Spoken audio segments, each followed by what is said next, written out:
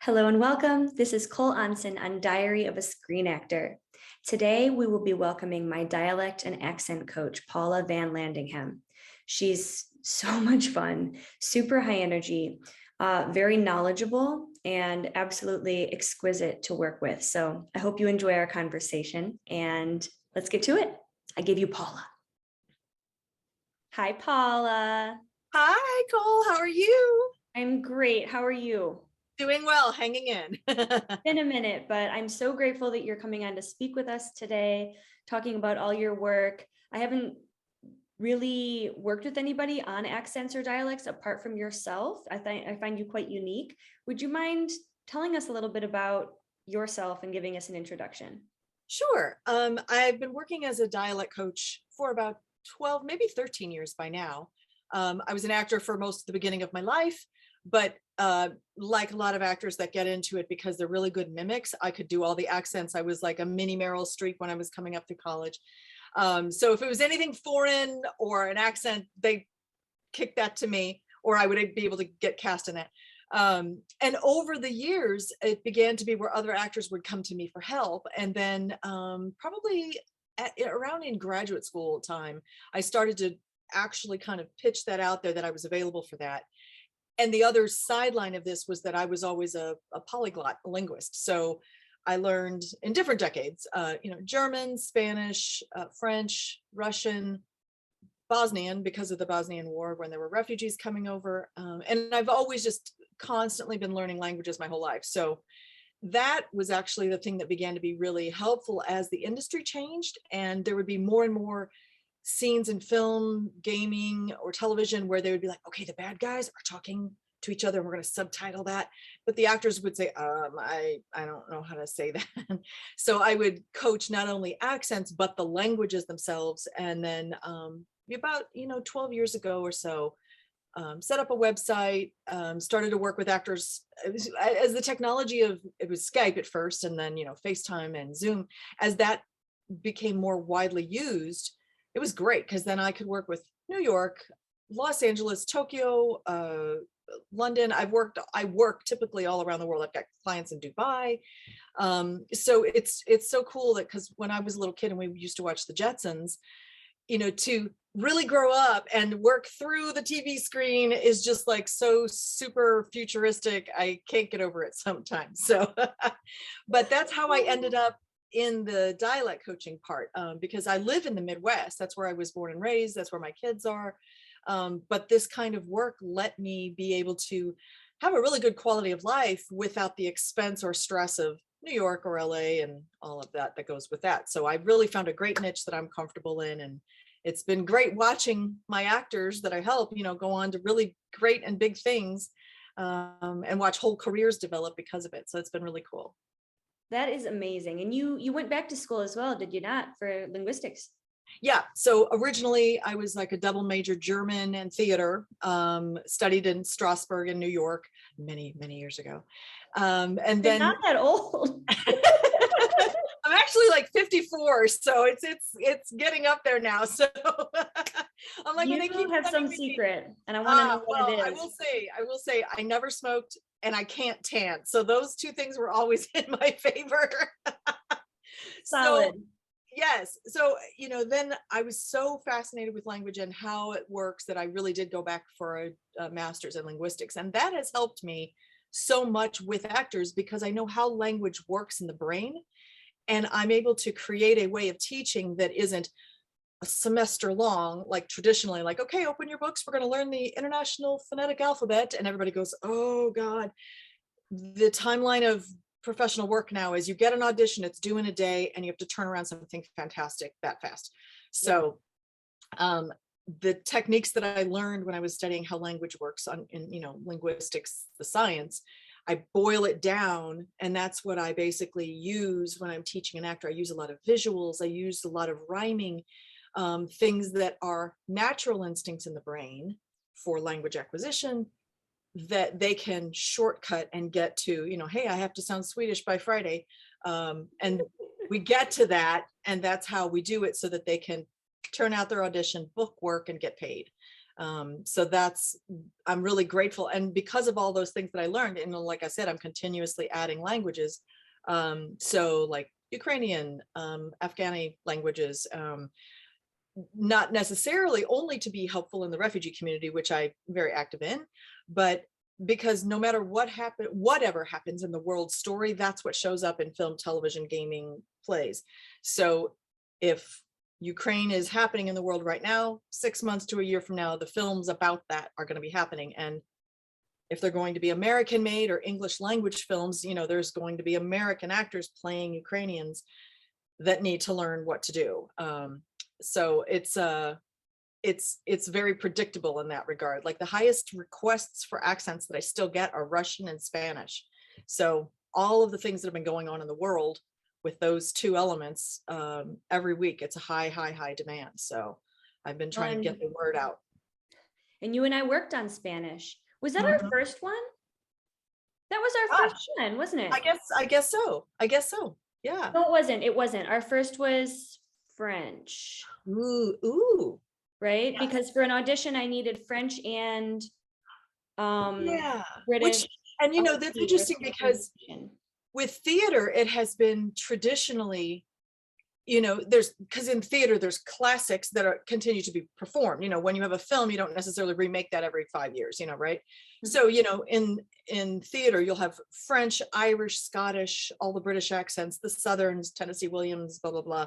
So, you have those that are kind of a core repeat set, but in film and television, they may not go along those very traditional lines. They may kind of go with the current events, and something like everybody's going, what's a Tajik accent? Well, I don't know, and so a lot of that can really get pretty exotic at times because the storylines, or, you'll get even things that are fantasy and like historical, like, video games love Norse mythology, they love Vikings, so every so often there'll be a voiceover actor who will come and say, okay, what would ancient Viking Norse sound like, and so we have to kind of craft something that's okay, this is what the modern language is, here's what we can sort of do to it to make it sound ancient, because it used to be that I joke about, an old performance tradition was everybody's British, Jesus is British, Star Wars is British, if it was anything fantasy whatsoever, it was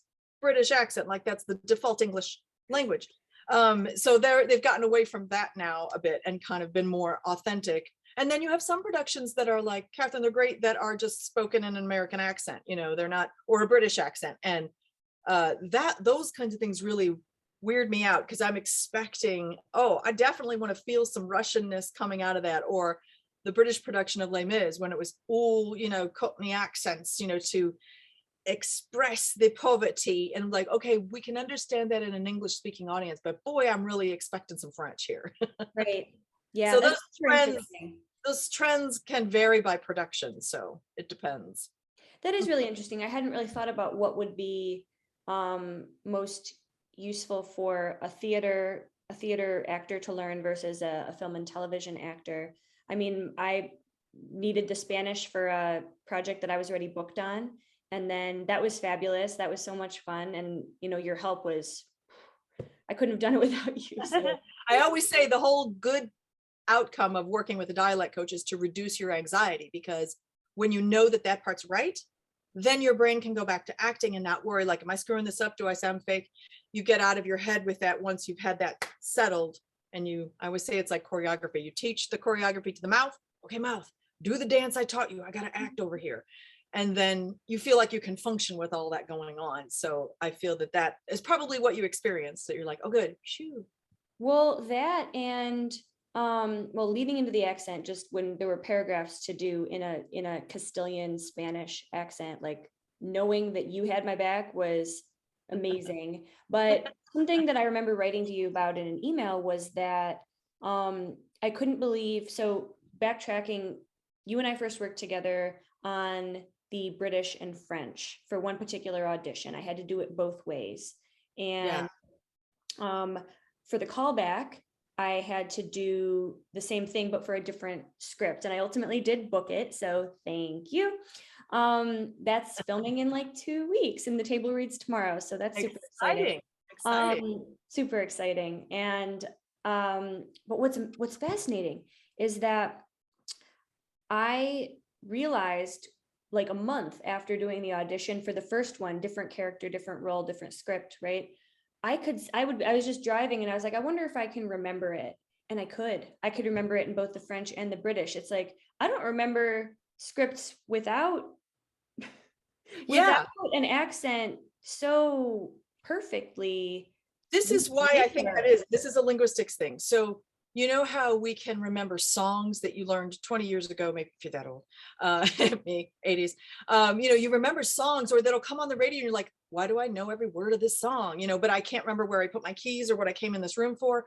Why? It's because music is stored in one part of the hemisphere of the brain that's different from all of the other places, like fleeting things, like where did I put my glasses? What channel was that on? It's a different place. That's why music sits permanently in there, and accents are sound that are stored right next to the music center of the brain. So when you've learned something in an accent, once you've really truly learned it, you can't unlearn it. So if somebody's like, I'm afraid I'm going to drop my accent, I did it for Shrek and I'm afraid they told me never to do the accent again, but I can't get rid of it, it's because once you have, once the paint has dried in the accent, it's a music set, and then it sticks. So if it's non-accent, maybe this is why I always gravitated toward accent roles, because I liked them more, and maybe because I could remember them more. If you're doing sort of a straight role with no discernible accent, it's not distinguishable from your regular speech every day, maybe. So I think that's part of it. It's like it got put in a special little treasure box in your brain, and you can, like, driving around, you're like, I remember everything I said, I can do it again like this. It's amazing. And it is fun. I'm definitely going to be training more and more accents and dialects, so that I have options available to me. But I hope to get more projects that require that, partially because it's a stretch, it's totally new, it's totally different, but also because of the fact that what we just discussed, it's actually easier to remember the lines. Yeah. And there is so much accent work. There is so much work. And I think of actors all the time who are scared of it. And they're like, oh, I can't audition for that. Don't put me in for that. And they turn it down.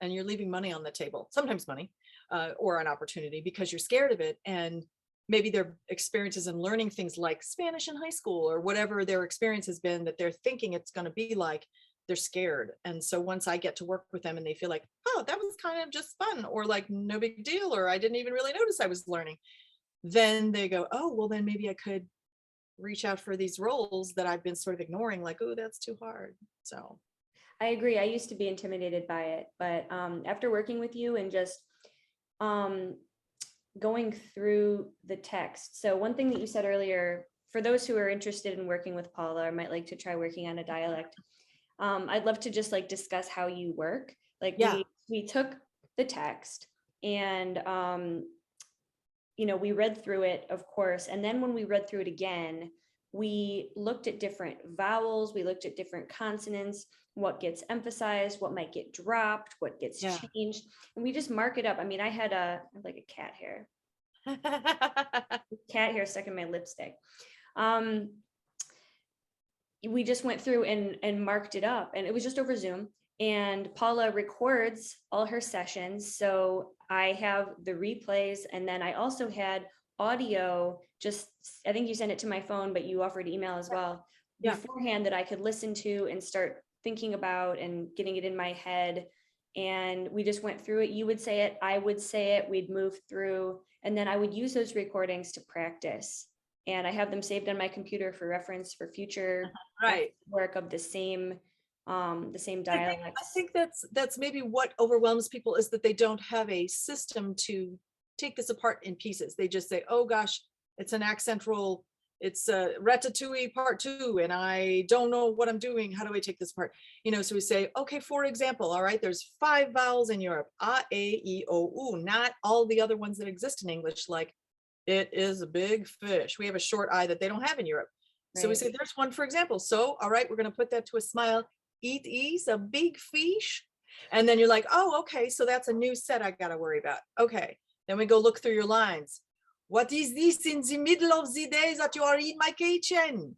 And then you're like, okay, here's your real lines. Here's a rule we already know. We go through it and let you try it out. And you're like, oh my gosh, I did it. Okay. Mhm. And then when you've got that recording, you go, okay, now here's me just saying it. And you don't have to look at any lines, because as soon as you're reading and it involves your eyes, it's letters that you've looked at your whole life. So I say it's like looking at sheet music where every third note is wrong. You know, say, okay, you look at an eye, don't say it that way. You look at this, you don't say it that way. So it's, if it's just sound and you're like, okay, this is in the middle of my kitchen, middle of my kitchen. And then you're like, okay, I can mimic that. And then every time you do it, it's storing it in the brain. You And get used to then, that muscle memory as well. I remember you telling me to like pull things back. I love that with your knowledge of linguistics, you're able to talk about what the tongue and throat and teeth right. and palate ought to be doing. But because you speak to an audience that mostly doesn't have that vocabulary, you have such a brilliant way of breaking it down and describing it visually. It's absolutely fantastic. Yeah, this is what a lot of my students get to do. I'll show my Play-Doh teeth that I use for my lessons. So I have my little fake model of the mouth, and I'll say, okay, like here's the part in the mouth where we actually touch for like a T and a D, ta ta ta da da da, and that in American English, well, British English as well, when we say a the, this, that, those, we put our tongue under those teeth. But that doesn't happen in Europe. They pull the tongue inside here, and that is how you get this, that, them, those. This is your mother, that is your father. And if you are mimicking it just by winging it, like a lot of good actors can do that. They've just somehow latched on to what the sounds are. But if you don't know what that is, you're like, how exactly are they doing that? And I'll show you. Well, the tongue goes here, and you go zzz. This is not my problem, that is your problem. Then you're like, oh, mechanically, I know how to do this now. Yeah. And then you're like, oh, so you shortcutted. I didn't have to trial and error to figure this out. You showed me exactly how it is. And then I go, boom. All right, next. And then we can go from I know nothing to I booked the gig because I sound so fluent. Well, I booked the gig because you made me feel so awesome and helped me get there. So I'm curious, for those, I think there are a lot of people who are interested in practicing accents and dialects. There's a lot of stuff on YouTube. To be honest, watching YouTube videos about it has never really done it for me. But apart from, working with a trained coach such as yourself, what would you recommend would be the best strategy for people to start working on different dialects that could help them book more gigs? Yeah, one thing, I also I always kind of stay aware of what's on YouTube in general. And there's such a wide variety that, there are people who might say, okay, y'all, I'm doing the accent challenge. And that's like where they give you a set of words that you're supposed to say in your dialect. Now, some people may or may not be typical for the accent we're thinking of, or they may be joking around and they're like, I'm going to show you a Nigerian accent. And they're joking around because they're making fun of their relatives and for comedy reasons, and it's not necessarily accurate. So it can be so diverse that a layperson may not know how to tell joking around from a really good sample to mimic. Now, there is a website that I use routinely. This is called dialectsarchive.com. And it is a bank of recordings made by linguists all over the world, including me. I'm one of them. Oh, cool. Where it's organized by continent, country, state, city. So if you say, I want to know what Alberta, Canada sounds like, and then you're like, click, click, click, click, click, and go see if a linguist has captured a person from that area. And then usually the routine is that they have one story that's been pre-written with all the sounds of English in it. And it's like, once upon a time, and the person says the story in their accent, then they talk extemporaneously so you can hear more examples. But it's a really good place to say, okay, this is scientifically curated. These are linguists who gathered it. They even translated it into IPA for those who can tell that, to say, now, are you saying man or are you saying mon, so like, okay, we can write that phonetically, but it's a good place to start because it's scientifically organized. And so if you're like, so they said Savannah, Georgia, or they said it's an hour north of Georgia. Ooh, okay. You can go to the Georgia section, look at the cities available and find one that's in that area. That's one really great resource. TikTok is another one because you can hashtag for looking for a location, might say, let's say Cajun or New Orleans. And the people there might be joking around, but typically they might even just be saying, y'all, I'm so sick of this. I'm not even going to tell y'all about this. And they're just off the cuff talking. And so you can save little collections of, if you're interested in a certain accent, like a New York, do you mean Brooklyn? Do you mean Bronx? Do you mean Long Island? You know, you can hear people talking in their regular voice without much editing about whatever. And it's a really good unfiltered, you know, some people are joking around and it's more obvious, but TikTok has been really fresh, up to date, modern takes. It's another great place to soak your ear, to hear people doing that. And you can save little collections that you like and say, okay, here's my little collection of all the Scottish ones I've heard that I really like. You know, if you're not working with a dialect coach to help shape what you're speaking when you do it, but it's, those two sources are really good for hearing real voices from those places. And that's a good way to tune your ear, so to speak, if you're, you know, on your own pre or in between working with your coach. That's brilliant. I mean, I never would have thought of TikTok. I've just sort of like avoided. Because it started out so much with like dances and silliness, right? But over time, people would just talk about whatever they were mad about or whatever they were upset about or go or funny or whatever. And so just all those voices, all those natural, unfiltered, it's not professional voices, they're just regular people typically saying stuff. And Which it's is a really, what they want us to be, real people. that's right. So, you know, if you're doing an accent that is, you know, like, you know, you can have, there's a range. If you're doing a stereotypical accent, that's typically for animation, comedy, SNL. So like, you know, whoever's going to be on Weekend Update, I am so sick of all these Americans, you know, they're going to be joking around like Sacha Baron Cohen can do, right? Joking. And then if you're like, oh, okay, we're going to do World War II pick about the capture of Paris by the Nazis, so we really want kind of more authentic, then the accent features are there, but they're not pushed as far as they might be for animation. So being able to know how to modulate that and kind of soften it or lighten it or make it more like a real person is a range of things that you can learn to do as well, so that you have a palette to choose from. And it's not that they all sound like a cartoon, you know. Right. Well, and I remember when we were working on the French and the British RP, we didn't want it to be too strong. We wanted to make sure the French especially was soft enough that the average American could probably understand it without subtitles. Yes. So Right, exactly. that's another consideration. It is, you can be so authentic, you know, there's like even a running joke in Pixar's Brave, when the suitors are brought to Merida that are all Scotsmen, you know, and one is so unintelligible that the joke is that even the other Scots can't understand what he said. And that's the joke. Like, if it's so Edinburgh thick that we have no idea what you're talking about, then we're like, I didn't get that either. So, you know, you can be so authentic your audience can't follow, and that's no good. So you have to sort of pull the punch a little bit. And that's knowing what range you can move within the accent and stuff. And that does take a little bit of finesse with a coach usually, to know where to move and what things to drop and stuff like that. But and big sets, right, that have many different people speaking in dialects, they tend to have coaches on set, do they not? And it used to be more. Now when, because, you know, I'm thinking like in the glory days of Meryl Streep and, you know, Miramax before the decline for obvious reasons, he who shall not be named, you know, those big budgets, like late 90s, big budgets, you know, Shakespeare in Love and all those kinds of things, where Hollywood was flush with cash. They could pay for everything the actors needed, big names, big dialect coaches for each one. And then when the recession kind of chopped the movie industry, and then of course streaming began and digital began, and they were kind of clamoring, you would see that the contracting for dialect coaches on set began to go away. And they would say, you'd see these auditions, it would say, native speaker fluency for British, Russian, whatever. They were like, just to get the gig, you have to be already perfect, which put the burden onto the actor now.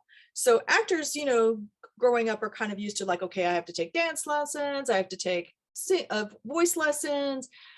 and nobody even knew about really accents or how to go about it, or there wasn't even very many dialect coaches at the time. I think Tim Monick, who's one of the most famous ones, works with Matt Damon. He was at Juilliard for many years, and he's now, I think, in his 70s. So in his heyday, that's been 20 years ago up to recent time, but that generation of dialect coaches is kind of aging out. One wonderful one, Andrew Jack, passed in the early days of COVID before there was a vaccine. So there are now younger ones who are coming up now that know that this is a career you can do, and that it can be taught. But for a lot of people, that burden fell back onto the actor pre-production now, where they expect you to be perfect even just to get the gig. Sometimes they will have a dialect coach on set and sometimes not. So sometimes actors end up in a case where they do a production to the best of their ability, and then when it gets released, they get clobbered in the press. I think of, Will Smith getting clobbered for Concussion, where he's supposed to do an African accent. Now there's many African accents. And I don't think it was as bad as a lot of people kept talking about in the press, but I'll bet you anything that there was probably not a coach on set. And that it was one of these like, well, you're famous, you know what you're doing, you can just do it, right? You do an African accent. And I bet sometimes that's happening to actors where they're just thrown in with no live support because the studio doesn't want to pay for it anymore. So that's something, at least for actors, to be aware of. It's sometimes offered in MFA programs, sometimes offered in, professional conservatory stuff, but usually like 1 or 2 classes. It's not really caught up with what's really happening in the industry. Heavy, heavy, heavy demand for it. And then you see the British actors who are just killing it. All these British guys who are learning our accents, Benedict Cumberbatch, once again, Oscar nomination for doing an American cowboy. Like, you can't tell me there were a million American actors who could have done that, right? Well, it was on his table and he was able to do that accent. So guess who gets the Oscar, right? And they're much more on board with realizing how important accent is right off the bat.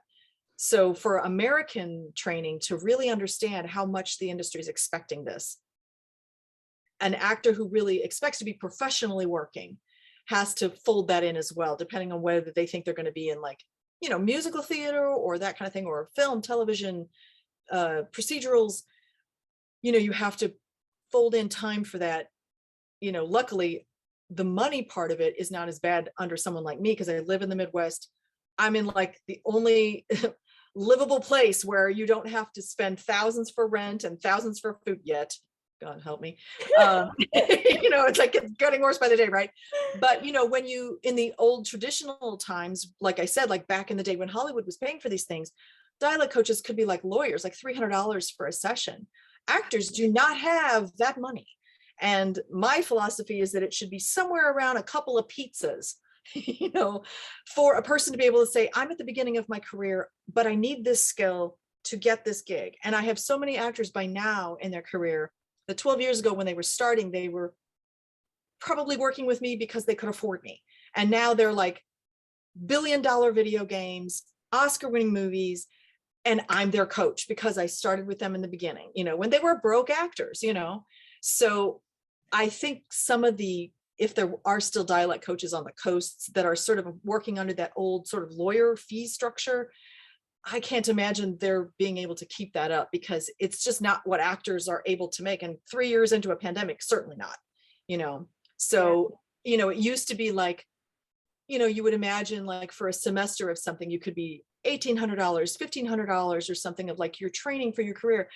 It's just not feasible anymore. So it just has to come down in a much more reasonable level, which is what, and I don't even publish my prices on my site because the actors, the dialect coaches in the big cities would be mad because they were like, girl, do not Walmart me down. Don't be showing that you can do. So like when people do contact me and I'm like, okay, here's the rates. And they're like, well, shoot, I wish I'd have found you earlier. And you did, when I bought my sessions, you were doing like a holiday package for like the new year.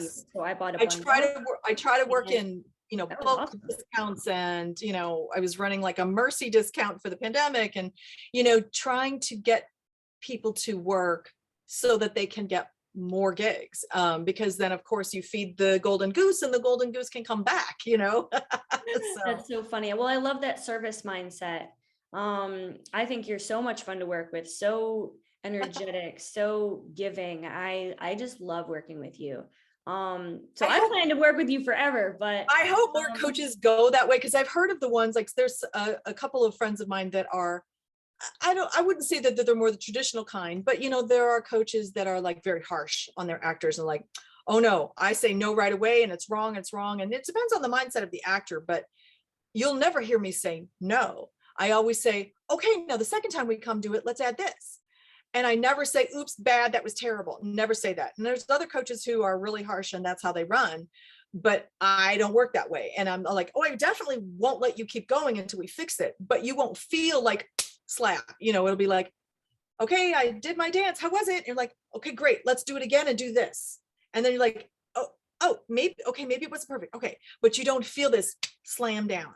well, And that is important earlier with the confidence and the stress surrounding doing dialects and accents to begin with, like, geez, absolutely. that sounds so stupid. Right. It's like have to we're let already that bloom. enough, or like we're already stressed out enough about performing, and then all the other tasks we have to do, being our own director, being our own cinematographer, being right. And I wonder, because people can come to dialect coaching from many avenues. I was an actor first, so everything I'm teaching has always to do with the character, the acting. Why does a person sound this way? Where were they raised? Why do you talk that way in that place? I was an anthropology linguistics major, so it was blended, like not just the science of it. So maybe there are people who come to it from, I am teaching the proper way to speak English and this is how we're going to speak and that's wrong. If you come to it from those angles, it will be different. So there's so many varieties of how people come to this, but since I was coming from the actor's perspective the whole time, I know what it was like for me, to say, okay, I'm dancing, I'm singing, I'm tap dancing, am I doing it right? And there's just so much in your head. You need to not have no barking in your head. And, like I say, I've got you. I will make sure that you get to the right place, but you won't feel like you got spanked or slapped or anything of like negativity. You're like, okay, we're flying great. We're going to flap some more now. So glad to hear you're not going to spank us. No, none of that. Flashbacks of Catholic school. Oh my gosh. It makes me think as well. I think on your website, do you not have what was it called? Like a gym, like an accent? Yes. So gym? I do have, yes. So I'm actually expanding that when I can. So for those who are sort of either in between studying with me or getting started, it's the principles like you and I said at the very beginning of learning something. We said, okay, so French only has these 5 vowels. So you have, this is a little bit, you'll have that thing. So it'll have, okay, you're going to come to the gym for the French accent, let's say. And I've got British RP, I've got Boston on there right now, and I will be adding others. So the basic core principles of the accent are spelled out. You get to print out a piece of paper that has it all written down. Cool. And then you can mark on it if you want. It's kind of like a home study version. And then you can click on audio buttons that will demonstrate those sounds. So if you'll say, okay, here's the sentences that are working on how that short I comes out in French. It is only a little bit. And then you can copy if you wish. You can hear it and play it back, hear it and play it back. And then you might say something like, I would love a little tea in my cup. Whatever the other vowel sound is you're working on, and then it'll be those sound sets that you can click and click and click and listen and copy. So whether you're on your phone, your computer, you got your earbuds, I can't ever get whatever that they are. The things in your ears. You can be anywhere, kind of soaking in the accent. So, I was like, you can come and work out whenever you want to on your accent. And that's another way to feed and kind of reinforce those sounds on whatever accent it is. So right now we've got, like I said, London RP and Boston, and I'll be adding more on there. And for the ones, if there's somebody working on them, and I don't have it on there yet, but they're like, hey, do you have kind of a thing for Russian? I have little like video clips that are mini, like maybe a little bit longer than a TikTok, but it's like, okay, here's the basic sounds. I demonstrate that. Here's 5 sentences doing it, and you can soak it up. So it's like something you can play on your phone once again. Cool. Is that subscription based, or how do people access the gym? So the gym, if it's somebody who's not currently working with me, it's usually like about $25 to have access lifetime access to the gym. You can just basically, here's your key card, you go and do that whenever you want to. And then, like I say, if it's for something else that is not already on there, I can put together a little package of like your, let's say Norwegian starter kit. And here's your sentences you want to practice. Here's the sounds files to listen to. And so I can like create one for them if it's not already preloaded. Oh, brilliant. But it's just another way for whether somebody's on the train or, when their family's gone to sleep and you're like, okay, I'll soak it in, it's another way to get that music stored in the brain. Well, and I've thought about that and thought about, okay, do I train daily? Do I train every few days? When I think about it, I feel like there are a lot of things to train daily. So just like regular training, I think of it kind of in terms of like voice training. I work with a vocal coach right now, working on like strengthening voice. And that I do every day for about a half an hour. And his whole thing is, you can't show up the day of the audition, day you get an audition without having built the strength. That's a huge point. That's what I'm thinking. Like same thing with accents. Like it's like, okay, I got this accent. I got to do maybe. Yeah, and I find that out that I've been always telling the actors that the more that you can front load your familiarity with the accent, then the day that it comes that they're like, okay, we want Castilian Spanish. I'm like, oh yeah, okay, let me refresh. I kind of remember that. Okay, I think I can get there. Not, oh God, where do I start? Because then the hours that it takes for you to like ramp that up and then get it ready, and then you're memorizing and then you're filming, that just costs you time. So anything you think, any actor who can have a collection of accents that they're likely to audition for, based on their look, based on their reasonable ethnicity, that's a good match. The industry has sort of at least modernized a bit. You can't just have, typically I think the dividing line is that if you are an actor from a community of privilege, meaning white, straight, for any of the ones that are from a community of privilege, it's not appropriate for you to play a character from a community of oppression or a minority. So even in animation, it used to be cool where you'd have there's an actor who was on Family Guy, the character of Cleveland, who ultimately even had his own little spin-off show. The actor who voices that Black character is white, and over time and audibly perfect. Just like there's all kinds of people who can do all kinds of accents, but it began to be uncomfortable to say, there's plenty of Black actors who could play that. That seems inappropriate for you. The controversy is going on right now with the Oscars that Javier Bardem, adore him, Spaniard, playing a Cuban, and it's just the question of what do we think of that? Is it necessary that you ethnically match the character you're playing? Well, hopefully not always, because then that's really limiting, but it seems like there's a certain line that if there's somebody from above a privilege line, and let's say in the Latin world, if you've come from Spain and you're playing from the Latin American world that was colonized, sometimes that's it's an uncomfortable power differential that they're uncomfortable seeing, to say you're telling me there weren't any Cuban actors that could have played this, and so you can basically say almost anybody of any makeup can play British, fantasy, Russian if you want. Nobody's going to criticize that, oh, you're an Irish girl but you're doing a Russian accent. No one criticizes in that direction. But if it's a person who is white Irish playing Latino, no. Muslim, probably not. Absolutely. So, it even got to the point where I'm the dialect coach for one of the characters in Red Redemption 2, big video game, massive video game. Wow, cool. And so Charles Smith is an indigenous person who's playing an Apache, who is an Apache in the story. The actor, and he was cast in 2016, he was training with me for an Apache accent. He himself is American of Indian and Japanese descent.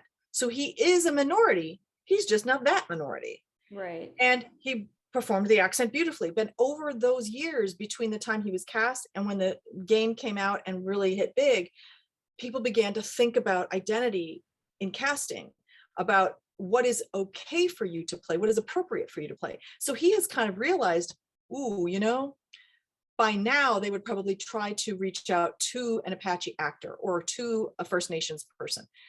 Whereas 5-6 years ago, that wasn't as much of a concern. It might be now, more modern day. So you have to think, okay, you know, from a person's look, you could play European, you could play this, but then there might be ones that you can let go of because it's not appropriate to play, even if you could totally nail the accent. So you can focus on the ones that are more reasonably possible and get them ready in the back pocket and say, okay, it's not that you have to study with your dialect coach every day, but you could, like, once a week have a brush up class, or get something brushed up to check that it's still good, or send your coach, all right, here's my monologue, I'm going to read this, how do I sound, am I still on target, yay, bravo, A+, just to make sure it's warmed up and ready at all times. Because when you get the audition, even if they tell you, yeah, turn it in 3 or 4 days, no, they mean immediately.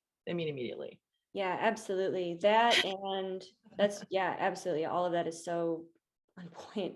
Would you say the same for languages, for those who are multilingual and looking to act? Yeah, I mean, if you ever wondered whether you would ever use that again, let me tell you, those who can are in so much higher demand now. I mean, Spanish, Russian, Ukrainian. I'm learning Ukrainian as fast as I possibly can, so that, and I already spoke another Slavic language, so it's different. It isn't the same as Russian. Just so that I can help those who will be playing these roles. The mothers holding their children in Poland, you know, all of those people are going to be film roles. And so if an actor has no time to learn Ukrainian, I have to. So if they have any language familiarity whatsoever, reinforce that. Duolingo is a fine place to start. It's not the best, but it is a fine place to start. And it doesn't have all languages, but many. Rosetta Stone has a fantastic app, which I've downloaded. I've actually bought a lifetime membership.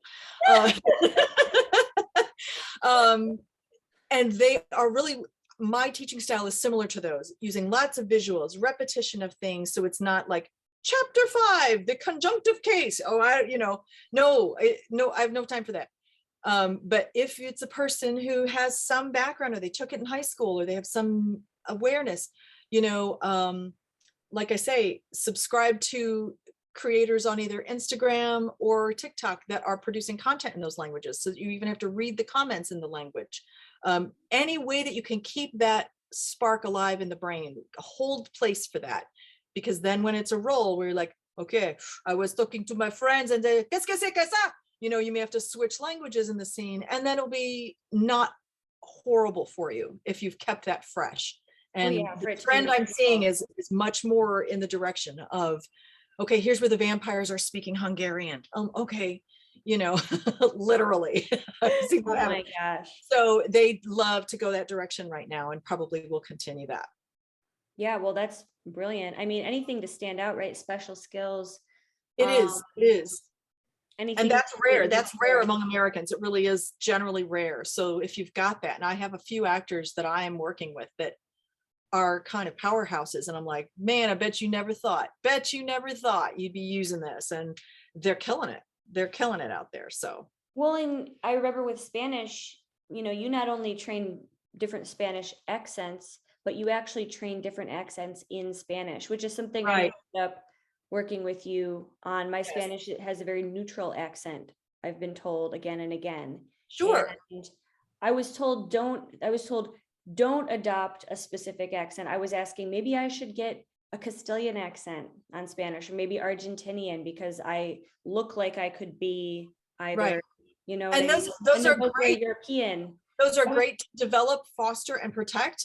And then at least you could know, if you had, like with me or a coach who also teaches it, an awareness at least. What would Mexican Spanish sound like as opposed to that? What sounds do I need to keep straight?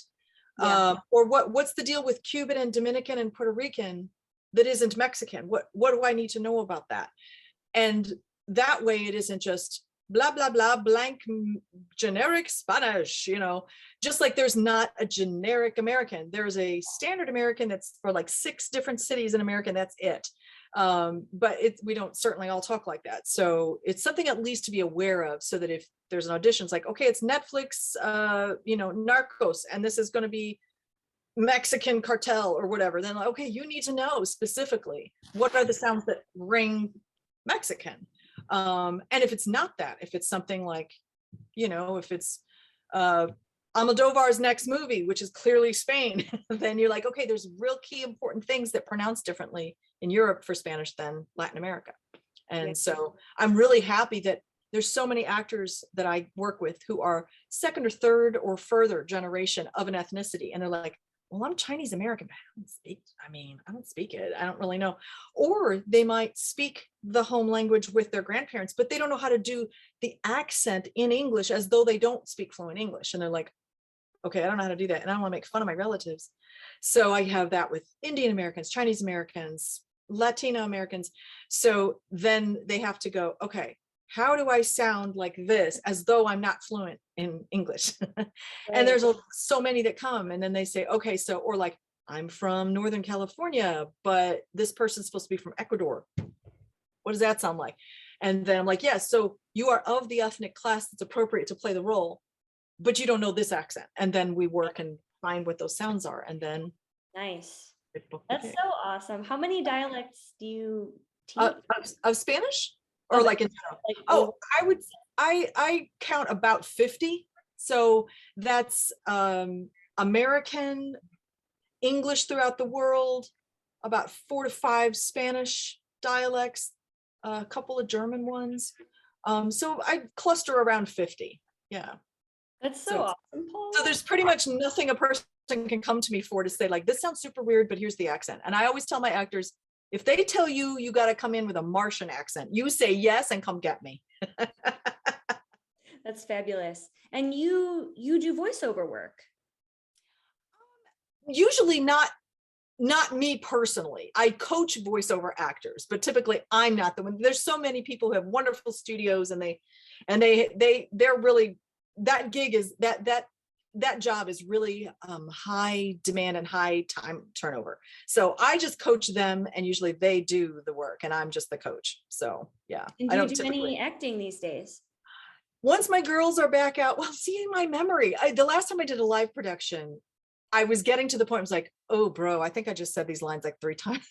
I was getting to the point of like, I don't know if my memory is going to hold anymore, but I got to do live production of Good People, which is David Lindsay Abaire, Boston, played by Frances McDormand on Broadway. Loved that role, and I couldn't resist. So I did a live production of that. And then during the pandemic, I got to play Typhoid Mary, who was Northern Irish. And, it was the other pandemic, like this person who's passing typhoid. So the asymptomatic spread concept, and she was the first case where they didn't ever know about that before, but it was great. Northern Irish accent, couldn't resist. But most of the time, especially with, my family commitments, film or plays and live commitment, I just don't have the time these days, but maybe I'll do it again sometime. But I love the fact that when I'm coaching, I get to work on roles that are not my ethnicity, not my gender, not my age. And it is so much fun to vicariously get to, my voice on those like sample recordings are all over the world right now for all of these different actors who've used them. And I just love when I get to see them on television or in the movie theater. I'm like, I know these lines. I know these lines. Gosh, that's so cool, Paula. It is fun. Is there anything else that you'd like to impart to the potential dialect and language learning community? I just say, come play. Don't be scared. If you want to reach out to me, come just put your toe in the water. I will show you, like, even a sample. If somebody's like, I don't know if I want to pay for lessons yet, I just want to sort of, how does this work? I want to see, come meet me. We can do a Zoom. Dogs can be allowed. Mine are here right now. So don't be scared. I say, don't be scared. It can be a lot of fun to do it. And then you have a new superpower you never knew you had. And then you get to go back to doing the best thing we all love, which was the acting. So and telling stories collaboratively. That's right. That's right. So come play. That's what I say. Brilliant. Well, I will be linking all of Paula's contact below. And she's absolutely brilliant, and she's so much fun, as you can tell. So I hope others will reach out to you, Paula, and all are welcome. And your influence will grow. All right. Well, thank you so much for joining me, and I can't wait to work with you again soon. Thank you, Paula. All right. Have a great day. Bye-bye. Bye. If you would like to see more interviews and you know of somebody in your network who is an industry professional, a working actor, somebody who I would like to talk to, please send me their name, their IMDb, their contact information so that I can reach out to them and ask. Thank you so much for helping grow our community, and I'll see you next time.